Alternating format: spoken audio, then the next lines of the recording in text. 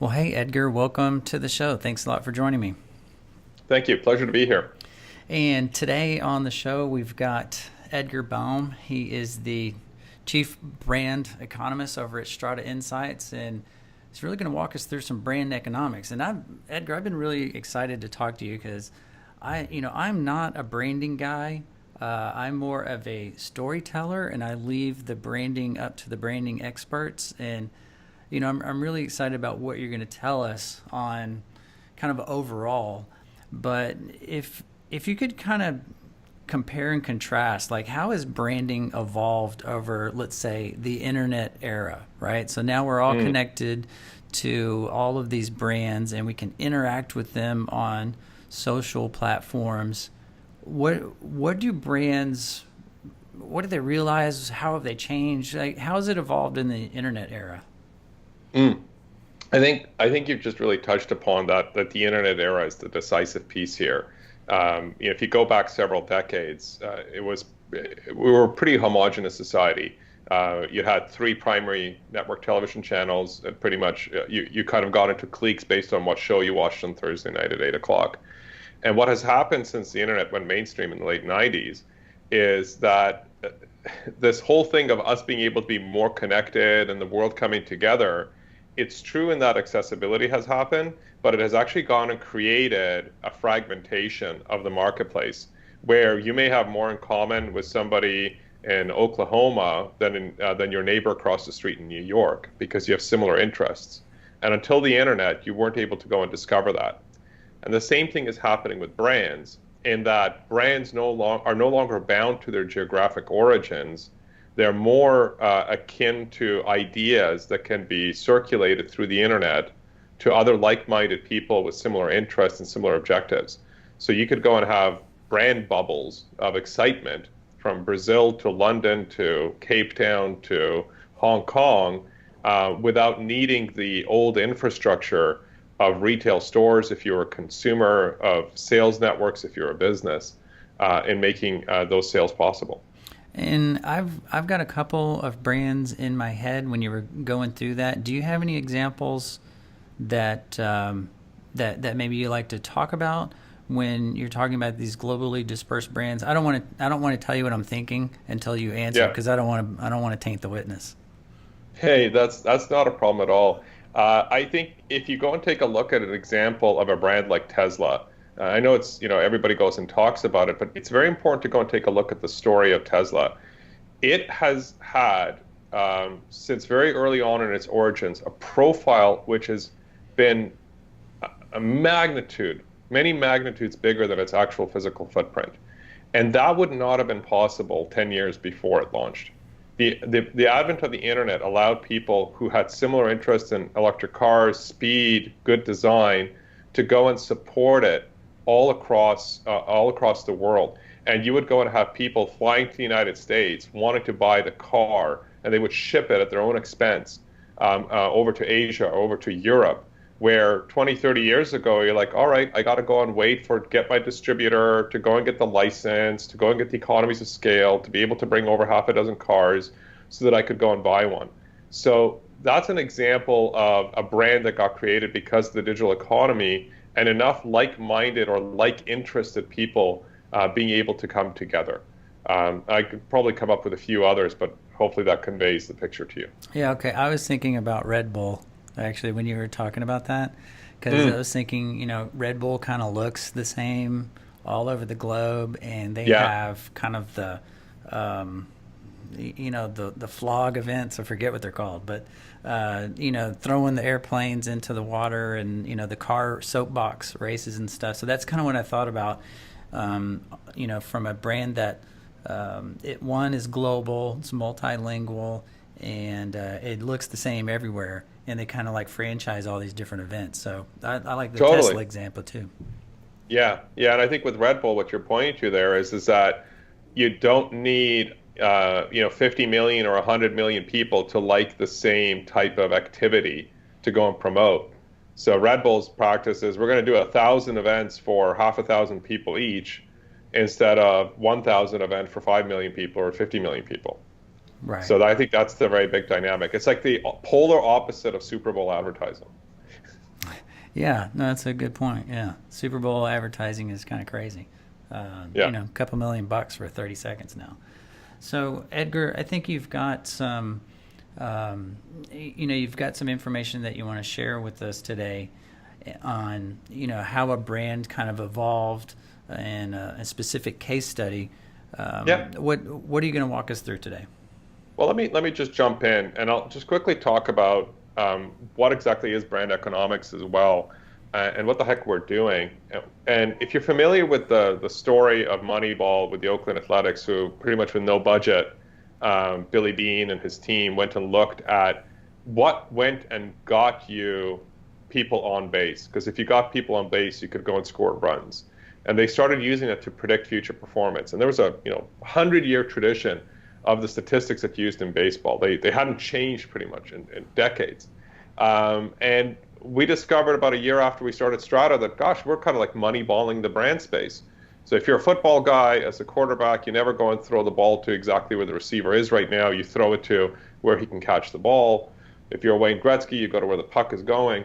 And what brand economists do is we collectively go and identify, using these various pieces of data, like those things that are hidden from the surface. They're beneath the surface, but they're still there. And we bring that microscope to be able to identify those collections of perceptions, those groups of people that are all across the planet that have the capability or the interest to go and buy your products and services. And we identify what's the likelihood that they're going to be able to do that. What do you need to stimulate them with? What do you need to motivate them with? So, go ahead. Oh, I was just going to say, I'm all about motivating because that's the nature of the business that most of us are in. If you're in sales and marketing, you basically just have to move somebody from point A to point B, right? It doesn't matter what you're doing. That's exactly. Hopefully you can tell us a little bit about the brand economics part of that. Yeah. So it's, and this is, I just want to emphasize, this is a very new conversation. All of the activities around brand economics have really just emerged in the past few years, and just quickly want to just highlight a few of them. The Forbes CMO practice, which we're part of, just started dealing with this very actively last year. Marketing Accountability Standards Board has been looking at measurements like this for less than a decade. The International Standards Organization has been doing it for 4 years. Academically, there's only one course globally that focuses on it, and only now do we go and have the Securities and Exchange Body and the accounting bodies looking at, hey, how do we better report on intangibles? Because, boy, do we have to when they make up over 80% of the value of American companies and over 70% of the value of most emerging world companies and over 60% of the value of all companies globally. So that's something that's really, really important. So what it is really going and taking a look at what's the provable relationship between how brands are consumed in the marketplace by their stakeholders, be it customers, prospects, your own internal employees, your partners. And the proof is not just in terms of how much did people buy, it's how did they respond to stimulus? How did their perceptions change? And once you understand that provable relationship, you can go and predict it over time. So how responsive or how elastic, I guess you could say, is the market response to you being able to go and influence them? If you go and run an advertising campaign that is just the same as it was the past 2 years, it's probably going to give you a negative return. But if you go and do something innovative, kind of like what you mentioned with Red Bull, maybe there's an ability to isolate what are the audiences and how do they respond to these types of activities. And once you have that prediction down, you're able to go and figure out how to amplify it. And does that amplification come through the function of marketing in an organization? It might come through the function of the salespeople in that they start selling their products and services differently. It might come in the culture of your employees and how they go and convey themselves in the marketplace. So that amplification can take many forms, and there's no universal way of being able to do so. I think that's the trap that many organizations and people have been in, is that they're looking for that common metric that, oh, I can work at PepsiCo and I can go and use the same metric as if I'm working at General Electric, or I can use the same metric as if I was at Samsung, or if I was at Google. Like, none of those 4 companies really have that much in common with each other. Why would you try and go and use the same metric? So we're really going and identifying what are those measures, what are those metrics that allow you to understand how people interact with and behave with your brands, the types of products and services that you offer, and eventually the purchasing decisions that they make or don't make. Yeah, I like your example because a lot of people look for the guide or the template or, kind of the handbook. But, a lot of this is just assembling the same type of pieces in a different order, like you said, the metrics that you're about to walk us through. And, people do like to try to model either their competitors or past employers or anything like that. And a lot of times it just doesn't work because the external stimuli are just so different in every market, and plus time. Yeah. Right? So things move so much faster now. So what type of metrics are you talking about? Yeah, so we go and take a look at all the traditional metrics, like the branding metrics, the advertising metrics, the events and public relations. And that's kind of like the origins of what brand was. And we kind of call that little b brand, which is that visual, that communications aspect of differentiating a common product or service in the marketplace. And, back in the Mad Men era of the 50s and 60s, it was open season. You could go and make brands. Like you could go and take a basic bar of soap, put it into nice purple packaging, charge 3 times as much money, and because it was it's very simple channels to go and communicate on television, people would buy it just because it was different than their grayish brown soap that they'd been growing up with in their parents' era. So that kind of has reached its pinnacle and reached its peak, I would say, in the past 10 to 15 years. And now, to be able to have the genuine differentiation, you need to go and take a look below the surface. And people are now aware, because of the internet, of these internal and supposedly not visible things, such as your sales practices, your operations, your R&D. You go and take a look at a common complaint that happens with cell phone or mobile phone providers and carriers, is that they seem to put so much resources at trying to get you to become their customer, but they aren't willing to do the same to keep you as a customer. And we have all of this empirical data that goes and says that acquiring a customer in the cell phone industry, in the telecom industry, is 3 times as expensive as keeping one. So the reason why you're losing the people is not because of your branding. You're losing them because you might not have the technical expertise, or you don't have the sales practices that your customer base is happy with. So that makes up brand economics, which is to go and take a look at the role of these other shareable knowledge about your company and your staff and its people and its products and its services that previously was really kind of sheltered, and your only access to products and services was the packaging, was the salespeople, was the advertising. Now, because of this shared economy of knowledge that we have, those old rules no longer apply. Yeah, I like your example of the cell phone or TV provider, because it sure does seem like they really like the non-customers better than the current customers, right? They get all the incentives and the deals, and I'm like, wait a minute, I've been with you guys for 3 years, and you won't give me the same offer that you're getting, that you're giving to a new customer that you're trying to acquire, right? So, and that's yeah. Sorry, go ahead. No, I mean, because like conversion is easy now, right? It's easy to switch products, especially digital products and things like that. I just switched my TV service maybe 10 months ago or something, and it was easy, and it was all, save a little bit of money. That's all. Exactly. And you probably had some kind of dissatisfaction that even made you be open to it. And I think the reason why you're experiencing that, why this incentive of, oh, let's go and acquire customers and all that, that actually comes from this big constraint environment that our brand owners, whether they be marketers, whether they be technologists, whether they be storytellers, are, which is this whole external world. And we are run very heavily. If you're a public company, you are run on the quarterly cycle. People are very excited about what the analyst from the top 5 investment bank on Wall Street is going and saying about your future prognosis. And you have to actually account for these factors, because you need to know, how objective are you with your marketing and brand investments? How objective are you with looking at how your sales team is working? Do you actually need to invest more into your employees first, or more into your marketing first, to be able to get the long-term objectives that you're looking for? Because Marketing's cheap. You can go buy advertising in the next 3 months. But to go and get all the good employees you want is going to take more than 3 months. So knowing those factors, I think, is very critical. And we go and take a look at those, and we identify what are those measures unique to each industry, the geography, the customer base, the consumption profile that is there.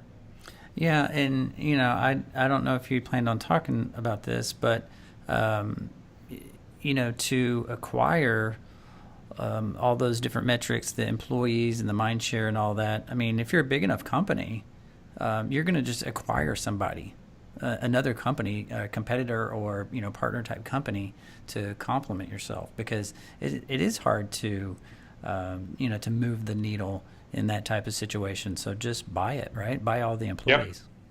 Yeah. And then your hope is, are we going to keep them? And that's why you have this policy of these hot upstart startups have 30 to 50 employees that are brilliant, and then this big shot company comes in and then tries to go out and gives them golden handcuffs because we need them around for at least 3, 4, 5 years, because otherwise this acquisition was worthless. You really are looking for that talent and capital to give you that brand differentiation as a big company.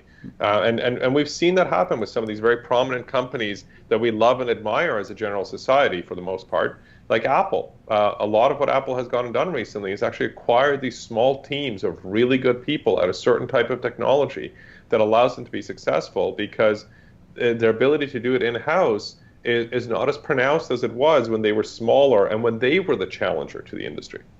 Right. Yeah, that's a good example. Yeah. So let me just jump through to something that's very critical as well, which is, this is not marketing mix, which is doing a lot of econometric analysis over a span of 6 weeks to 13 weeks, which is the typical advertising cycle. We're talking about the brand economics model, which is how are all these macro factors and their granular components using your internal data actually allowing you to understand what's going to happen for the next 6 months, 2 years, 5 years, 10 years, depending on the cyclicality of your industry. And the reason why this matters is, hey, here's the switch. In 40 years, we had a flipping of the value of what made up S&P 500 valuation across the United States. It used to be 80% tangible assets, your equipment, your buildings is what was valuable. Here we are over 40 years later. Now that value is 1/6. And there was an assessment done last year to go and take a look at, well, how much are brands worth? But only looking at that external data, that above the iceberg line, above the waterline of the iceberg, the number came out to be 20%. But when you're taking a look at what's happening inside organizations, it's anywhere from 1/3 to 74%, and of the value of the company. So if you look at companies like Kraft Heinz and Miller Coors, over 50% of the value of their organizations has been confirmed to be due to the brand and the branded business system that they run. It's not just about the logo on the beer bottle or the Heinz logo on the ketchup. It's how did you get it? How reliably is it that you can buy it? Is the consistency of the recipe good? Is there no weird tarnish to this brand in the marketplace? So that's what's going and driving value and explaining the cash flow that these companies are generating. Yeah, it goes to explain the recent unicorns. Sorry for my jargon, but Airbnb is the largest hoteler, and they don't have any rooms. Or Uber is the largest fleet, and they don't have any cars. And there's another example that everybody always talks about. And then Google, right? I mean, they're just data driven anyway. But it's an interesting metric, and on how that's flipped, right? Because in the iron era, when we were manufacturing things, you're right. It was how many factories you have, and what's your output, and now it's just data. So and you just touched upon that, which is, it's if you look at Uber is part of the experience economy, as is Airbnb, and those experiences are encapsulated in this data. Airbnb has a very good understanding of how their customer base goes and consumes these experiences, and also how their hosts, how they're distributed, what is the availability. They understand it because it's this huge database of information that they have for all of this of these buildings, all these people who wanted to travel. They were always there before, but we didn't have the ability to aggregate or collect this information. They're really good at deciphering this and making new business decisions. And that's what brand economics goes and enables, is to actually go and capture the granular data for all of these different touch points and interactions and perceptions and behaviors and the financial value of all of this and tie it together. So what we're looking at is where and how do brand perceptions perform? And then those are from brand interactions. This could be advertising, interaction with a salesperson, the product experience that you had, the service that it was like at the store. And the thing about this is this is a mode of thinking. That's the entire purpose of brand economics. It's a way for organizations to start thinking about the causal chain of what they're going to go and do. LL Bean just went and canceled their lifetime guarantee policy on their products. And they went and got a whole bunch of negative rap on the back of it because people had become accustomed to that. That's what the brand was about, is that I could trust that anything I buy, they're going to go and guarantee. And I respect the management on, hey, people are abusing the system. But maybe there was better alternatives in terms of cutting the abuse without tarnishing the relationship with their most loyal customers. Yeah, I think the abuse is probably small compared to the backlash they received. Exactly. And did you hear about the United bonus lottery in the past few weeks? The backlash about that? I did. Yeah. I did hear about that. And I was having like, who's the guy who got the CEO to buy into game theory inside United? I'm like, yeah, I think, if you're into brand measurement, I think United could be several different examples for you guys. oh my gosh, yeah. They're a great example of where operational objectives superseded what was actually a pretty well-recovered brand in the marketplace after what happened during the financial crisis when all the airlines kind of lost their shine. And this is actually all about perceptions, right? So what does the market perceive and how is it important? And how are those perceptions, not just from the market's point of view, but also how are they internally? Does your executive, do your frontline staff, does your overall employee portfolio or partner portfolio have the same grasp of the market as you do?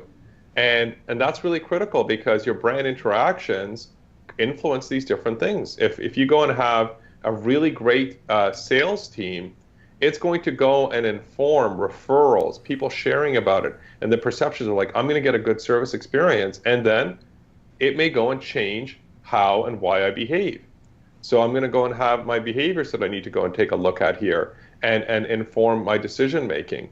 And again, the arrows that are here is that you can actually start following that interlink, those pathways.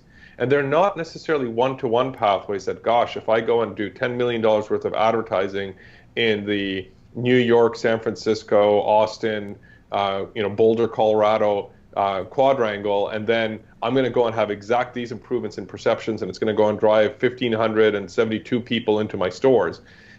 That's we're not talking about that level of one-to-one, but in terms of being able to go and sway the groups of people that are open to buying from you, or if they've kind of been indifferent, to all of a sudden start being interested, or if they didn't like you before, maybe they go and realize, I'm like, wow, maybe I was wrong in my perceptions and I'm willing to go and give it a try. And then the financial value comes out. Because keep in mind, what we go and do when we're talking about the financial performance of a company, we're just going and saying, this is the dollar value of the behaviors that this company was able to achieve in the marketplace. They were able to go and hire these people. They were able to sell these products and services. And that was the dollar value worth of these after the cost of delivering them to the market. Yeah, so we'll just buy more of that stuff, right? Yeah, right. So we really encourage our clients and the people that work through the brand economics process to really emphasize in understanding these first three pillars really well, because this last pillar is actually just the monetary explanation of all of this. It's a good shorthand. You can go and say, hey, I want to increase my revenues by 50% in the next 3 years and remain profitable. What are the behaviors that I would have to get? Like, how many new customers would I have to get? Or how many existing customers have to buy more? What would be the perceptions that would have to change so that people are actually willing to commit to my company versus a competitor or versus an alternative product or service in the marketplace? And how do I go and make those perceptions happen? Like, what do I need to do? Do I need to go and change how my salespeople interact at the stores? Maybe I have to go and update their clothing and their professional outfits. Maybe it is about the advertising that I go and convey, or maybe it is about going and getting the most recent, boy band to come and be a sponsor on television about my products and services. So that's the big part. So, Edgar, when you're going through this, what size of companies does this make sense for? Right. And I'm thinking, we talked about United is a giant company, Yeah. and, somebody that's much smaller that, has a pretty cool brand. I'm thinking, well, before they were acquired, like Dollar Shave Club, right? Yeah. Like everybody Yep. knew who they were, but, their persona was it was a few guys in a warehouse. But Hmm. now they've been acquired by Gillette, I believe. But like, what size of companies are you really? So When is this necessary? yeah, so methodologically, it's necessary immediately. I have the privilege of being able to teach a group of students once or twice a year, applying these principles in their course. And a number of them have gone on and started startups on the back of this. They've gone and identified that, hey, there's a gap in the marketplace or there's an opportunity in the marketplace. How do I go and need to activate on it? What are the perceptions that are important to the potential customers? And they go from there. In terms of the size of companies that are going and using this, the smallest commercial organization that is actively applying a brand economics model had revenues less than $20 million last year. And the largest one that has gone and applied these principles is a Fortune 10 corporation. So it scales and its granularity is what matters. So startup might look at it on the total potential market all across the world and what are my digital channels where I'm going to find that nice fit of early adopters.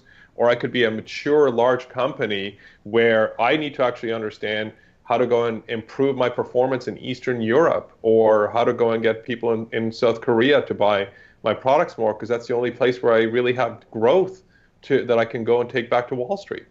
Okay, all right. Yeah, So anybody, that's great. yeah, What do you have next? I think you were going to talk about. I remember the the grid that we talked about earlier with all the yeah. different metrics. That was really interesting. What else do you have for us? So, just want to go on just saying we've talked about this as well, but the brand interactions, like you can just go deeper and deeper with this, right? That granularity that we talked about. And just want to highlight that behaviors, it's not just whether somebody purchased, it's the path of getting to purchase and what they did thereafter. And with financial performance, your objectives can vary. So some clients come to us and say, hey, I want to go and improve my sales or my revenues. Others have come to us and said, I want to make sure that I maintain a minimum level of profit as I grow. Very different motivations. So the example I want to walk you through is actually through a B2B company. They're in the technology arena. They've been around for, by technology standards, a pretty good amount of time. They're over 10 years old. And the story that is here is that they've been growing really well on the back of their original positioning that you see there in pink. They were a company focused on exceptional value. Their offerings were easy to integrate into their customers. They were ranked very highly by industry analysts, and they had really diversified themselves early on as an organization to be custom, to have a combination of offerings that they could go and sell to their customers.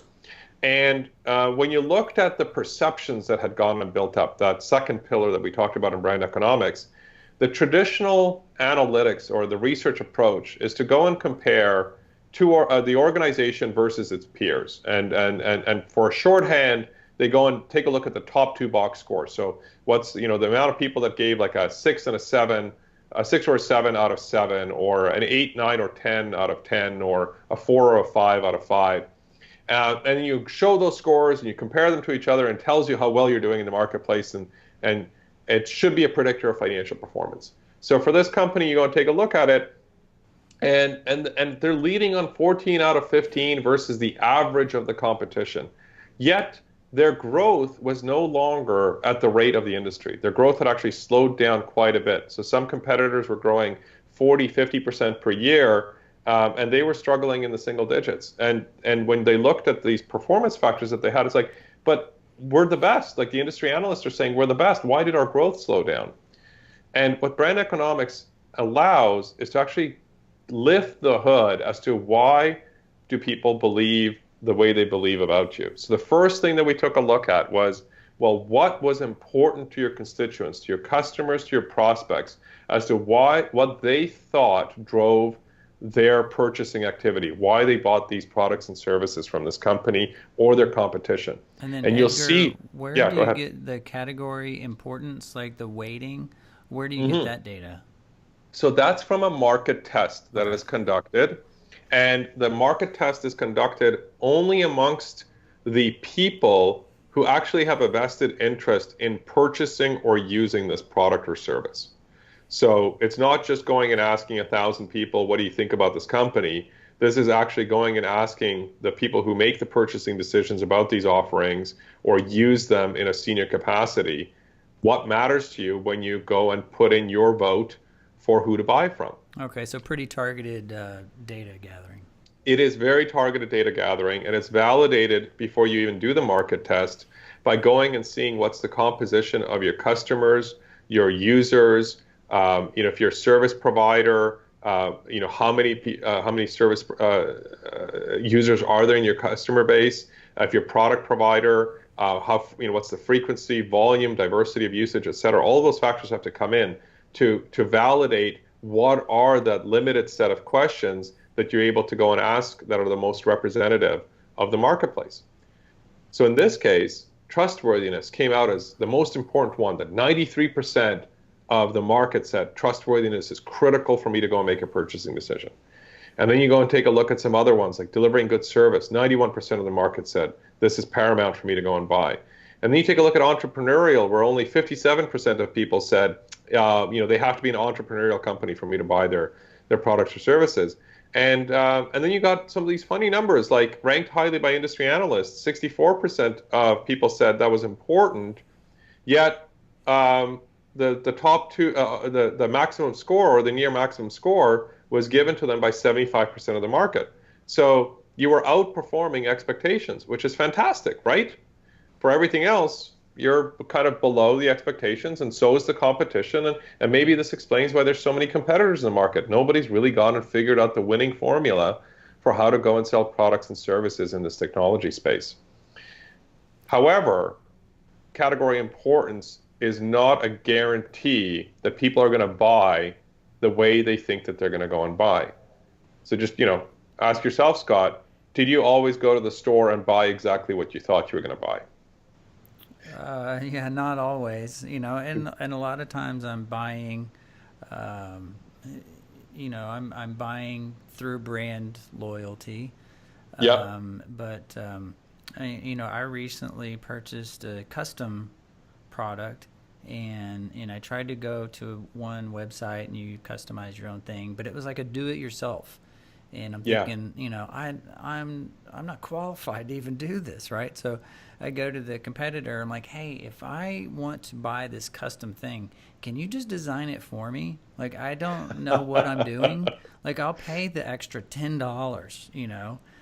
Yeah. And they're like, oh yeah, no problem. We offer that service, as part of the product. I'm like, done, right? Because I don't know what I'm doing, and so I purposely avoided the second brand because they were more expensive, but I bought from them anyway because the service was better.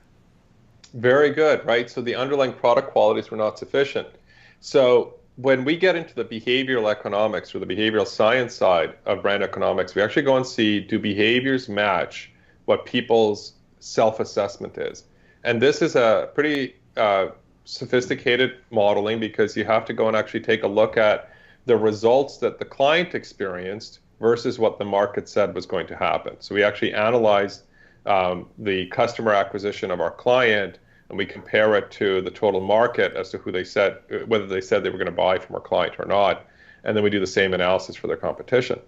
And what you'll see here is that trustworthiness, being number one in category importance, was actually middle of the pack in predicting behavior, whether a suite of offerings was actually bought or not. And the number one driver was easy to integrate, and the number two driver was forward thinking. Now, the big surprise for everybody was that the number three driver was helping transform our business, which people, when you asked them, is this important to you, said it was the fourth least important driver out of the 13 drivers that we're looking at here. So why is that the case? And the reason for it is just as you experienced, Scott, you had an initial idea what you thought was important, and then when you actually started going through the purchasing process and what you wanted as the eventual outcome, it sounds like for you it was, I just want to buy the product. I'll pay a premium to be able to buy it without the hassle. So for this client, what was a big driver for them to be successful in the future was, you got to go and give me the experience that if we go and buy your products and services, that our business is going to get transformed, not just that you get revenue. Yeah, And that was exactly. really, really valuable. So one of the key things about this is, we've now gone and covered those two middle pillars, which is perceptions and the behavior. But there's those two other ones that are remaining, which is the financial performance and what are the investments that you need to go and do. So we actually went and found out, well, what happens if you improve your performance? And what's the value of it? And what we discovered is that their old positioning, which by the way was very important nearly 10 years ago. 10 years ago in the technology space, almost all decisions were filtered through CNET, through Gartner, through Forrester, through the predecessors of TechCrunch and things like that, where people would just go to the site, go and take a look at the review, and then they'd go and make the purchase. Or they'd call up a salesperson. But things dramatically changed in the tech industry, especially in B2B the past 6 or 7 years. So those old positionings no longer had the same value today. And the old four positionings that they had, exceptional value, easy to integrate, a wide range of offerings, and ranked highly, was worth roughly 20%, 22% of the purchasing decision in the industry. But the top four, being forward thinking, transforming your business, and delivering good service, and being easy to integrate, was worth pretty much 50%. Those four explained 50% of purchase behavior between our client and their competition, and had half the value of the transaction in terms of being able to explain it. So now the question is, who provided these perceptions that drove these behaviors? Who was the biggest influence of it? Yeah, So what because that came would be back? important to, to really focus on those five things. If that's half the value, That's yeah, how do exactly it. how do you get there, right? Because that's important to know. Yeah. So what we've gone and identified here, and this gets very granular as you can imagine, but we did go and discover that forward thinking and transform our business was actually most influenced by what marketing did in the marketplace. The advertising that they did, the events that they went and hosted, the digital campaigns that they went and ran, the presence that they had in the technology media.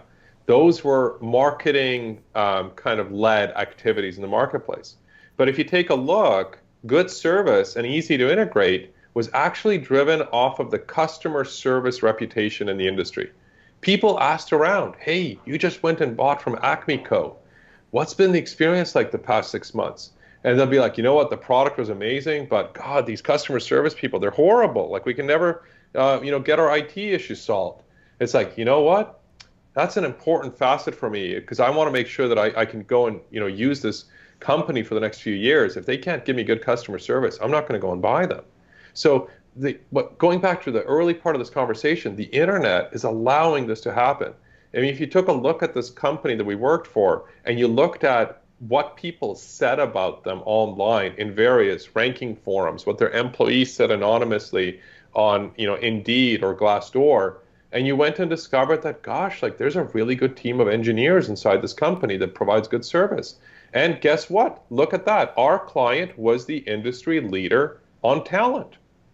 It didn't have the same importance as forward thinking, but you were able to go and track this and corroborate this information from the market test. So what came out in the end was that the client was now able to understand how they had to go and shift their focus, shift their resources over a period of time to be able to understand which audiences matter to them, who needed to see them as being forward thinking, who needed to see them as transformative. And the good news is that it's been working. And then Edgar, I mean, to shift that many resources in those large buckets, I mean, I'm assuming that this is a board level discussion, right? So, or CEO type of role where it says, okay, I'm going to move, X resources in Y direction because, people on the ground can't really do this type of thing, but they can, provide good service and do all those things. And especially with the talent management, it sounds like that they're doing a good job. Am I right saying this is, CEO kind of stuff? Yeah, it's definitely the C-suite.